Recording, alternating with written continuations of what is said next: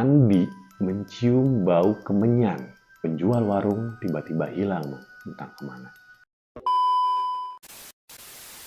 Halo Mamang, welcome back to my channel Sigit NTS.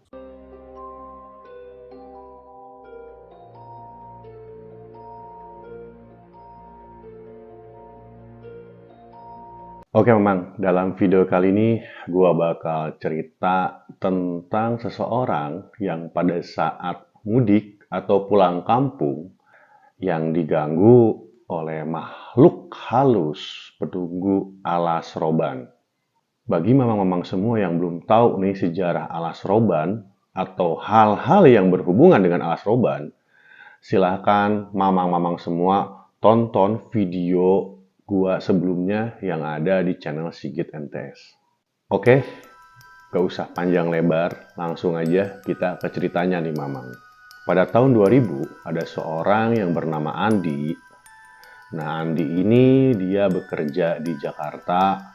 Kemudian Andi ini berencana untuk pulang ke kampungnya yang ada di Semarang, Jawa Tengah. Siang ini adalah hari Jumat. Sebulan sebelumnya, Andi itu udah izin ke kantornya untuk ngambil cuti selama 2 hari.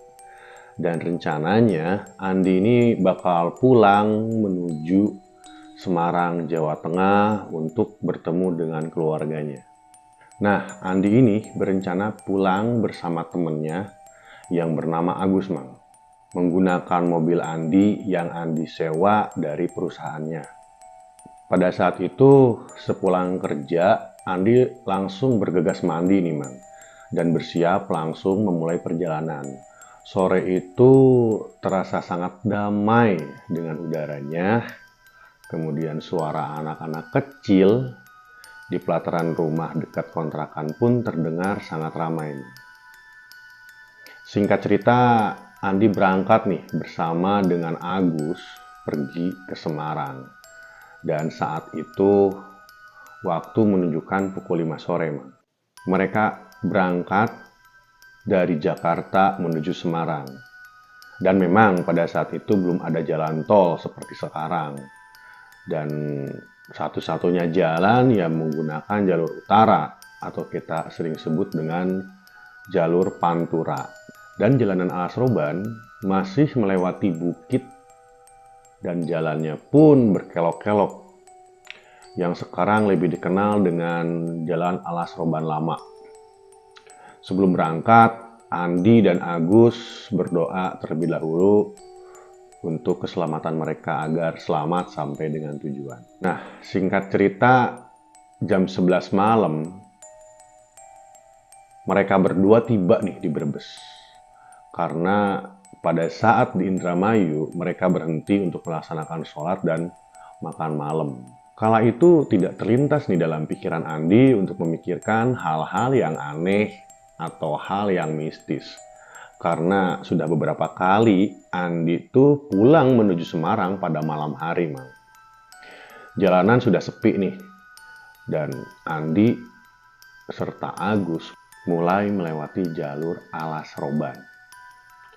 Ditandai dengan jalanan yang makin lama makin gelap karena minimnya penerangan di kanan dan kiri, dan daerah alas roban juga ditumbuhi oleh pohon-pohon yang besar, sehingga semakin menambah suasana mencekam di daerah alas roban. Sesekali mereka menemui bus-bus antar provinsi yang sedang melintas pada malam hari. Pada saat mereka melewati jalur alas roban, tiba-tiba terdengar suara brak. Terdengar 2 kali, seperti ada sesuatu yang jatuh di atas mobil mereka. Mereka pun kaget dan saling bertanya. Kemudian Andi dan Agus menepi dan melihat bagian atas mobil. Namun tidak ada apa-apa di atas mobil. Kemudian Andi memperhatikan dengan sesama di atas mobil tersebut. Dan ditemukan sedikit lecet di atas mobil Andi. Kemudian mereka mencari di sekitar mobil, takutnya ada apa-apa.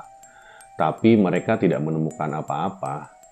Lalu mereka masuk kembali ke mobil untuk melanjutkan perjalanan. Tidak lama setelah itu, mereka melanjutkan perjalanan. Tepat setelah tanjakan, tiba-tiba mereka dikagetkan dengan suara benturan di depan mobil. Seperti habis menabrak sesuatu dan sangat keras. Lalu Agus mengecek nih ke depan mobil. Takutnya Andi yang menyetir itu menabrak sesuatu. Setelah dicek, Agus melihat bahwa ban mobil Andi itu kempes. Saat itu waktu menunjukkan pukul 2 pagi. Dan pada saat itu tidak ada tambal ban di daerah tersebut. Karena kita tahu sendiri, kalau Alas Roban itu adalah sebuah hutan yang dibelah oleh jalan raya. Lalu mereka pergi keluar dari mobil untuk melihat keadaan. Jalanan Alas Roban yang terlihat sepi dan gelap, dengan pepohonan tinggi di kiri dan kanan, tidak nampak kendaraan yang lewat pada saat itu. Andi dan Agus jalan kaki pelan-pelan ke arah depan. Namun tiba-tiba, dari kejauhan, mereka melihat cahaya yang remang-remang di kiri jalan. Lalu mereka mendekati dan ternyata itu adalah tempat tambal ban. Melihat hal itu, mereka langsung kembali ke mobil dan membawa mobil yang kempes tadi pergi ke tempat tambal ban. Di tempat tambal ban nampak sepi dan tidak ada penunggu yang menjaga tempat tambal ban tersebut. Akhirnya Andi dan Agus menunggu di sana untuk beberapa saat. Tak lama kemudian mereka dikagetkan oleh suara seseorang yang terdengar jelas. "Ada apa, Mas?" tanya lelaki tua yang tiba-tiba datang. Kemudian Andi dan Agus berbicara kepada lelaki tua itu dan bermaksud untuk menambal ban. Mereka berdua tidak menaruh curiga nih kepada orang yang berada di tambal ban tersebut. Hingga akhirnya Andi mencium bau kemenyan di sekitar tambal ban tersebut. Pada saat Andi mencium bau kemenyan, Andi pun menanyakan hal tersebut kepada Agus. Barangkali Agus sama-sama mencium bau kemenyan. Dan Agus pun mengiyakan, Mang. Agus pun mengiyakan bahwa dia juga mencium bau kemenyan di sekitar tambal ban tersebut. Kemudian tanpa berpikir panjang dan tanpa sepengetahuan dari pemilik tambal ban, Andi dan Agus berjalan ke sekitar tambal ban untuk memperhatikan setiap sudut dan mencari dari mana asal bau menyan tersebut. Dalam hati mereka ingin cepat pergi dari tempat ini. Karena tempat ini yang sepi, mencekam, hanya ada seorang tambal ban. Gitu. Tapi apa boleh buat, mobil Andi belum beres ditambal. Dari kejauhan, ketika Andi sedang berbincang dengan Agus, Andi melihat nih ada warung yang masih buka. Lalu mereka sepakat untuk pergi ke warung itu untuk ngopi dan sambil menunggu mobil Andi beres ditambal. Lalu mereka sedikit berjalan menyeberang. Di sini Andi melihat ada satu buah truk lewat pelan-pelan. Tapi yang buat aneh adalah supirnya hanya melihat keberadaan mereka dengan raut wajah yang heran. Setelah itu mereka berjalan ke arah warung tersebut. Warung yang khas seperti warung pedesaan dengan bangunan yang dibuat dari anyaman bambu dan beberapa bambu untuk menopang bangunannya. Sesampainya di sana, nampak segerombolan anak kecil main di samping warung tersebut. Di situ Andi merasa heran, kok ada anak-anak main jam segini?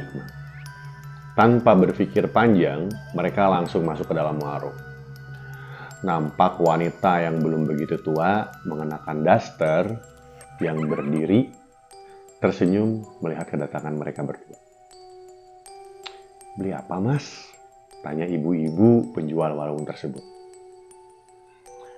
"Kopi panas, Bu, 2," jawab Andi. Tak lama kemudian kopi pun datang.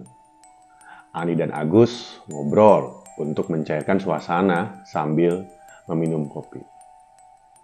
Pada saat mereka ngobrol dan mencairkan suasana, Andi itu sempat nanya ke Agus tentang anak-anak yang main di pinggir warung tadi. Namun pada saat itu Agus tidak mengiyahkan. Dan Agus segera pergi keluar warung untuk mengecek di pinggir warung apakah ada anak-anak kecil atau tidak. Setelah Agus mengecek ke pinggir warung, ternyata tidak ditemukan satu anak pun yang bermain di sana, Mak. Lalu Agus masuk kembali ke warung. Dan di situ Agus bilang, "Mana ada anak kecil malam-malam? Nggak ada kok. Saya udah cek." Mendengar hal itu, Andi pun tertegun diam. Situasi mulai tegang, sunyi melanda, ditambah ibu-ibu penjual warung tiba-tiba hilang, entah kemana. Andi dan Agus memutuskan untuk pergi menuju mobil. Lalu sebelum pergi, Andi memanggil ibu-ibu penjual warung untuk hendak membayar kopi yang mereka pesan. Andi memanggil ibu-ibu penjual warung tersebut. "Bu, sampun Bu, sampun," ucap Andi berkali-kali. Dengan maksud dan tujuan hendak membayar kopi tadi. Namun tidak ada jawaban oleh si ibu itu. Sekali lagi Andi memanggil, "Bu, sampun Bu, Bu." Ketika yang terakhir kali Andi mencoba untuk memanggil, "Bu," bukannya jawaban dari ibu penjual warung tersebut yang mereka dapat. Mereka malah dibuat kaget dengan suara yang mereka dengar, terdengar seperti suara wanita tertawa sangat keras dan melengking dari luar warung. "Andi, Andi," kata Agus memanggil Andi. Andi hanya menatap Agus tanpa mengeluarkan kata-kata apapun. Nampaknya Agus paham dan Andi pun menyadari suara tersebut. Mereka pun bergegas keluar dari warung dan mencari dari mana arah suara itu muncul. Dan ketika mereka melihat ke arah belakang warung, astagfirullahaladzim, mereka berdua beristighfar bersama-sama. Ternyata ada wanita berdiri tegak berjubah hitam sangat panjang di samping pohon di dekat warung tersebut. Matanya terbelalak putih dengan wajahnya yang pucat dan rambutnya yang panjang. Anak-anak kecil yang tadi Andi lihat pun berlari menghampiri perempuan tersebut. Andi melihat anak-anak tersebut dengan sangat jelas dan wajahnya hancur dengan banyak luka di badannya. Sangat jauh beda dengan awal pada saat Andi lihat tadi. Mereka lihat wanita itu tertawa lagi dengan sangat keras yang membuat telinga mereka sakit. Lalu mereka pun ketakutan dan segera lari menuju mobil. Saat mereka lari ke arah mobil, lagi-lagi mereka berdua dikagetkan. Tambal ban yang tadi mereka hampiri sekarang udah tidak ada. Entah hilang kemana. Yang mereka lihat hanyalah mobil mereka di tepi jalan, yang sebelah kirinya ada pohon besar dan jurang di pinggirnya sangat gelap. Andi pun gak peduli dengan kondisi ban mobil yang masih kempes. Mereka berdua masuk ke dalam mobil dan segera mencoba untuk menyalakan starter mobil. Suara perempuan tadi masih sangat jelas menemani mereka berdua. Andi mencoba untuk menghidupkan mobil beberapa kali, lagi dan lagi. Namun tetap mobil tersebut tidak nyala. Lagi-lagi sial dan aneh apa yang terjadi dengan malam ini. Mobil yang tadinya normal ketika mulai di starter kembali tidak nyala. Kemudian Andi dan Agus pun mencoba berselawat dan membaca doa, memohon perlindungan kepada Allah Subhanahu wa Ta'ala. Keajaiban terjadi di sana. Ketika mereka sudah berselawat dan berdoa, Andi mencoba lagi untuk memutar kunci mobil, lalu mobil Andi hidup. Sehidupnya mobil, Andi bergegas menginjak gas dan cepat pergi dari tempat itu. Namun nasib baik belum juga menghampiri mereka. Belum lama mobil mereka berjalan, tiba-tiba brak! Lagi-lagi ada sesuatu yang jatuh di atas mobil, tapi mereka nggak memperdulikan suara tersebut. Pada saat itu, waktu menunjukkan pukul 3. Hal yang aneh adalah tidak ada satupun kendaraan yang melintas pada saat itu. Padahal normalnya jam segitu tuh masih ada 1 atau 2 kendaraan, truk atau bus yang melintas, walaupun nggak banyak.